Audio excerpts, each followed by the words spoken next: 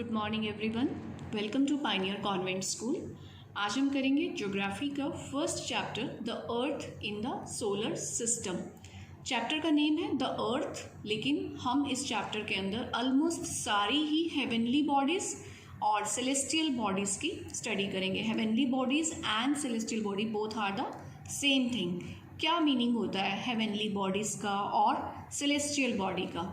Natural celestial objects visible in the sky, जो आपको sky में नेचुरल ऑब्जेक्ट्स दिखाई देते हैं, जैसे कि star, planets, natural satellite, asteroid, comet, the moon और the sun, these all are called heavenly bodies और celestial bodies.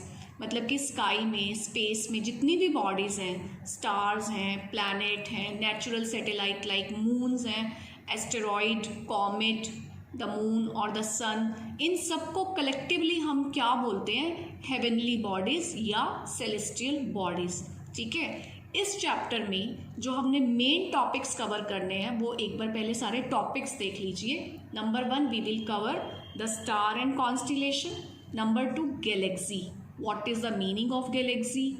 Then solar system, solar system में हम स्टडी करेंगे the sun and 8 planets. 8 planets को हम 2 पार्ट्स में डिवाइड करते हैं, inner planet and outer planets.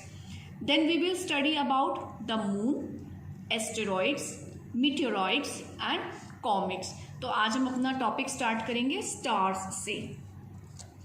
When you see the sky in a clear night, millions of tiny twinkling objects are seen. Am I right? जब आप एक clear night में sky को ऑब्जर्व करते हैं तो millions of tiny twinkling objects आप देखते हैं स्काई में, जिन्हें आप क्या बोलते हैं? स्टार्स। तो these stars, these heavenly bodies are billions in the number, means there are billions of stars in the sky. हम stars के features को study कर रहे हैं। They are extremely hot.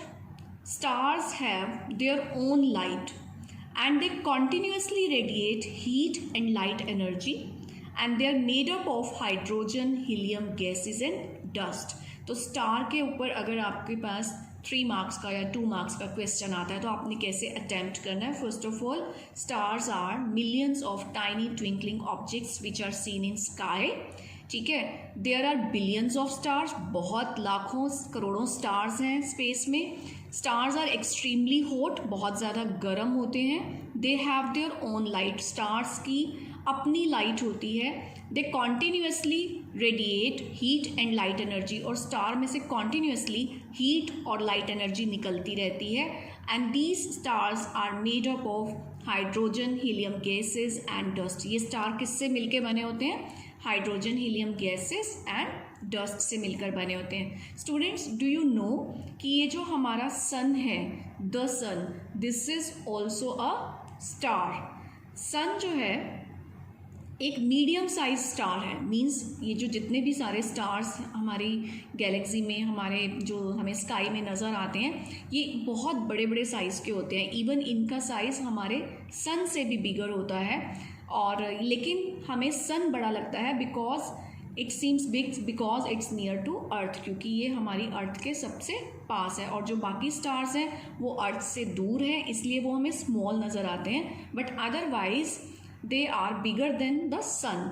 And जो हमारा सन है that is a medium sized star. ये तो सिर्फ एक मीडियम साइज का स्टार्स है। अब जो स्काई में इतने सारे स्टार्स हैं, इनको किस बेस पे क्लासीफाई किया जा सकता है? स्टार्स आर क्लासीफाइड, इनको मतलब कि कैटेगराइज किया जाता है, डिवाइड किया जाता है on the basis of size, इनके साइज के बेस पे, टेम्परेचर के बेस पे, कलर के बेस पे एंड ब्राइटनेस के बेस पे। तो अभी जो मैं आपको एक क्लासिफिकेशन दिखा रही हूँ, ये स्टार्स का क्लासिफिकेशन है, ये कैटेगरीज हैं इनके टेम्परेचर के बेस पे। यानी कि ये ओ कैटेगरी के स्टार हैं, बी कैटेगरी, देन ए, एफ, जी, के, एम। तो ये टोटल है हमारे पास 7 कैटेगरीज ऑफ स्टार्स, और इसको डिवाइड किया जाता है टेम्परेचर के बेस पे। सी, ये जो ओ कैटेगरी के स्टार हैं, इसका टेम्परेचर ऑलमोस्ट कितना होता है? 25,000 kelvin, and B category 11,000 to 25,000 kelvin, A category 7500 to 11,000 Kelvin. F category 6,000 to 7,000 Kelvin. G category 5,000 to 6,000 Kelvin and so on. You can read it here. So student, can you tell me कि जो हमारा star है इसमें से कौन सी category में आता होगा अकॉर्डिंग टू द टेम्परेचर? आपको अपने सन का जो सरफेस का टेम्परेचर है वो आपने लास्ट क्लास में भी स्टडी किया होगा. आपको टेम्परेचर पता होगा कि सन का कितना टेम्परेचर कंसीडर किया जाता है. तो उस बेस पे हमारा कौन से कैटेगरी में आता है सन? सी, सन का टेम्परेचर हम कंसीडर करते हैं अराउंड 6,000 केल्विन. तो उसके अकॉर्डिंग जो हमारा स्टार है वो जी कैटेगरी का स्टार है हमारा सन, राइट. और ये जो स्टार्स हैं ये बहुत बिग हैं साइज़ में. ये जो ओ है, B, A, F, these are very very big stars. और ये जो लास्ट के 3 स्टार्स हैं जी, के, एम, ये थोड़े से स्मॉल स्टार्स में कंसीडर होते हैं. जिसको जो साइज़ में जो थोड़ा स्मॉल होता है उसको हम कहते हैं dwarf, DWARF, dwarf star. Dwarf का वैसे एग्जैक्ट मीनिंग होता है बोना, जिसका हाइट या जिसकी लेंथ थोड़ी सी कम होती है. तो आप देखो कि जो सन आपको बहुत बड़ा लगता है, in fact that sun is a dwarf star. So I hope आपको स्टार्स के सारे फीचर्स क्लियर हो गए, right. There are millions of tiny twinkling objects which are seen in the sky. Those are called stars. There are billions of stars. बहुत ज़्यादा stars हैं. Stars are extremely hot. Stars have their own light. उनकी खुद की light होती है. And they continuously radiate heat and light energy. क्योंकि वो हाइड्रोजन और हीलियम गैसेस से बने हैं. इन गैसेस का आपस में जो चलता रहता है केमिकल रिएक्शंस, उसकी वजह से ये continuously heat and light energy को रेडिएट करते हैं. After that I have taught you about the sun. The sun is also a star. Sun is a medium sized star and it seems big, बड़ा दिखाई देता है because it is near to earth. After that we have done stars का classification on the base of size, temperature, colour and brightness. और जो हमारा sun है वो किस कैटेगरी में आता है? जी कैटेगरी में. And the sun is a dwarf star. Now we will move towards constellations. Constellation students, for example जितने भी स्टार्स हमारी स्काई में हम देखते हैं, they are seen in the grouping and they form a set pattern और shape. मतलब कि वो ग्रुप्स में होते हैं और ग्रुप में होने के बाद वो एक सेट पैटर्न शो करते हैं, एक शेप शो करते हैं. और अकॉर्डिंग टू देयर शेप्स, और उनकी शेप्स के अकॉर्डिंग उनको डिफरेंट डिफरेंट नेम्स दिए गए हैं. I will show you the shapes. Wait, there are around 88 known constellation. पूरे यूनिवर्स में अराउंड 88 तो नॉन कॉन्स्टिलेशंस हैं जिसके बारे में पता लगाया जा चुका है, और बहुत सारे अननोन भी होंगे. तो ये जो 88 नॉन कॉन्स्टिलेशन हैं, ये जो 88 नॉन ग्रुप ऑफ स्टार्स हैं, इसमें से कुछ important constellation I will tell you. Some of them are number 1 Ursa Major. इसको द बिग बेयर भी कहते हैं क्योंकि ये एक बड़े बेयर की शेप में, भालू की शेप में होता है, right. So Ursa Major is done. Second है उर्सा माइनर. थर्ड है ओरायन द हंटर. ये ओरायन एक कॉन्स्टिलेशन है जो हंटर की शेप में होता है. I will show you. And इसके जो इंडियन नेम है वो है Vyadha and Mriga. And this constellation is visible only in winters. Next हमारे कॉन्स्टिलेशन है पेगासस, स्कॉर्पियस, कैसिओपिया. तो आपने सबसे पहले तो ये नेम्स लर्न करने हैं. आपके पास इस टाइप से क्वेश्चन आ सकता है. नेम एनी 3, एनी 4 और any 5 known constellation. So you will tell Ursa Major, Ursa Minor, Orion and Pegasus, Scorpius और Cassiopeia. नेक्स्ट हमारा एक कॉन्स्टिलेशन है that is Saptarishi Mandal. Name से ही क्लियर हो रहा है, जिसमें 7 ऋषियों के नेम आएंगे. और ये जो सप्तऋषि मंडल है ये उर्सा मेजर का ही एक पार्ट है. And this is a group of 7 star. और इसकी जो शेप है इट शेप्ड लाइक अ प्लो, जैसे कि कोई हल होता है ना, उस शेप में है. Now we will see the constellation. First of all I told you Ursa Major. This is the Ursa Major shape. देखो कैसी बिग बेयर, एक बड़े भालू जैसी शेप है इसकी. Second Ursa Minor. थर्ड हमारा है ओरायन द हंटर. ये एक हंटर की शेप में है ना. This is the human body like shape. ये इसकी आर्म्स. तो तो ये जैसे लगता है ना जैसे इसने अपने हाथों में वो एक वो लिया हुआ है, bow and archer. So after that Pegasus. Pegasus की शेप देखिए आप कैसी होती है. And after that Scorpius. And another constellation is Cassiopeia. एंड ये हमारा सप्तऋषि मंडल जिसमें 7 स्टार्स हैं. 1 2 3 4 5 6 एंड 7. और ये 7 स्टार्स इंडियन ऋषियों के नेम पे हैं which you can search from the Google. तो ये सारे हमारे कॉन्स्टिलेशन थे. Ursa Major once again, Ursa Minor, Orion the shape of hunter, Pegasus, Scorpius, Cassiopeia and after that Saptarishi Mandal. तो ये हमारे सारे जो नॉन कॉन्स्टिलेशंस हैं.